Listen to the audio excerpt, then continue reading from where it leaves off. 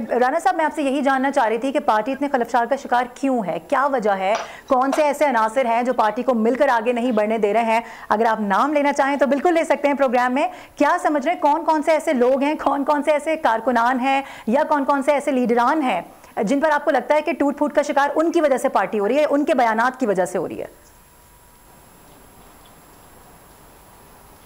नहीं जी, बिल्कुल मेरा ख्याल आपकी जो अंडरस्टैंडिंग है पॉलिटिकल पार्टीज के बारे में या पॉलिटिक्स के बारे में मेरा ख्याल काफ़ी वो महदूद है।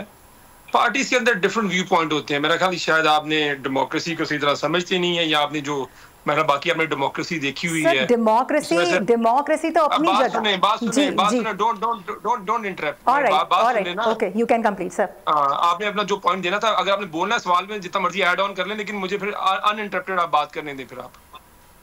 ठीक है, कहिए सर जी। हाँ, तो डेमोक्रेसी में पार्टीज जो होती हैं उनमें लोगों के डिफरेंट व्यू पॉइंट होते हैं। ठीक है, अब आपका तो और कोई काम रह नहीं गया, सारा दिन ये छोटी छोटी बातों को उसको बढ़ावा देना। वो डिफरेंट व्यू पॉइंट है। ये कोई खानदानी दरबारियों की जमातें तो नहीं है ना कि एक बच्चा पैदा हो गया तो तभी फैसला हो गया कि इसने 30 साल बाद इसी ने पार्टी का चेयरमैन बनना, बाकी सारे दरबारी हैं।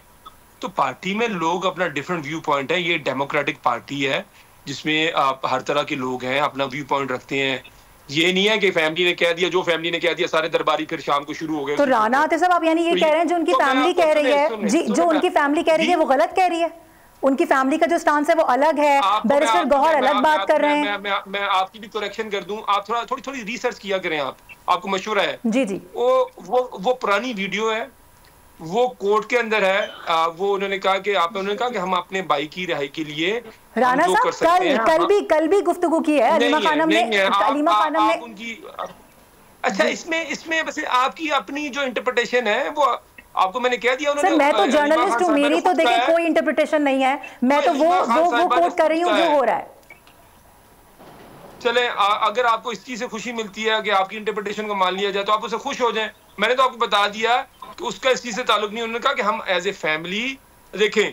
अगेन आपको एक चीज और बताता हूँ, इससे भी आपको नजर आएगा कि ऐसा नहीं है कि वो इमरान खान साहब की जो फैमिली है, जो उनकी बहनें हैं, ये अगर कोई नॉर्मल पॉलिटिकल पार्टी होती तो वो पूरी पार्टी तो वो उनका पहले पॉलिटिकल रोल होता तो उनको कहा जाता है ये देखें जी इसके बाद ये चेयरमैन। हमारी पार्टी में एक ये चीज नहीं है। दूसरा ये कि वो फैमिली एज ए फैमिली जाती हैं खान साहब के लिए। वो जो उनकी जद्दोजहद है, वो उनकी बहनें भी तो है ना पहले, तो उसे आप सियासत से क्यों जोड़ती हैं? जो पॉलिटिकल पार्टी जो स्ट्रगल कर रही है वो एक अलग स्ट्रगल कर रही है। जो आप देखें, जो जलसे जुलूस होते हैं, जो मार्चेस होते हैं, जो पिछले हफ्ते हम खुद अडियाला के बाहर थे, हमको 50 से 60 MNS थे। अब आप देखते हैं लाहौर में हमारे सारे MPs होते हैं।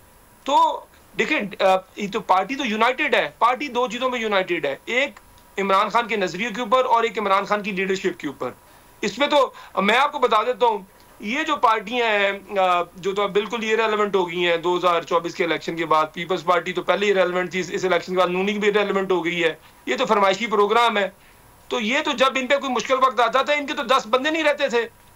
राना साहब, पूरी की पूरी पार्टी का इनकी तो पूरी की पूरी पार्टी छोड़ गई थी इनको। राना साहब, यही तमाम तर चीजें तो महीने के अंदर जी 6 महीने के अंदर ठीक है।